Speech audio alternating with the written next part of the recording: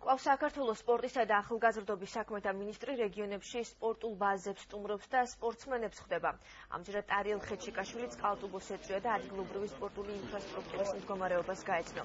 შეხვდა მწვრთნელებს, ახალგაზრდა სპორტსმენებს და საჩუქრად გადასცა სპორტული ინვენტარი. წყალტუბოს სპორტის სასახლეში რამდენიმე სპორტული კლუბი ფუნქციონირებს.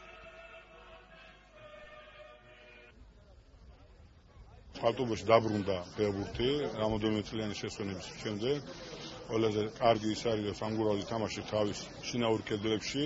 ეს არის მოედანი, რომელიც შემდგომში იქნება სარეზერვო და უახლოეს მომავალში ალბათ 1 წლის შემდეგ უკვე დიდი ასპარეზი მიეცემათ უფრო და საუკეთესო სტადიონი გაიხსნება. ძალიან მნიშვნელოვანია, რომ ესეთი მსგავსი ინფრასტრუქტურული პროექტები ხორციელდება. ერთის საქართველოს მთავრობის ხელშეწყობით, ასევე უცხოელი პარტნიორების დახმარებით. მოხარული ვარ, რომ წყალტუბოს კიდევ ერთი ინფრასტრუქტურული ობიექტი შეემატა, ძალიან მნიშვნელოვანია ეს ფაქტი.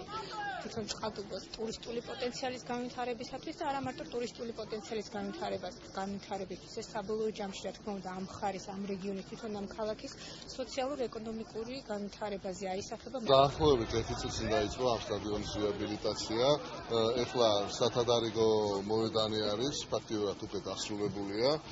ეს ძალიან დიდი სტიმული არის თვითონ ფეხბურთელებისათვის, ვინაიდან მათ უწევდათ სხვა მოედანზე თამაში და ეს დაახლოებით პროექტი ამ სტადიონის, რომელიც ეხლა მიმდინარეობს თამაში, სათადარიგო სტადიონის დაეშვა 2 მილიონი ლარი.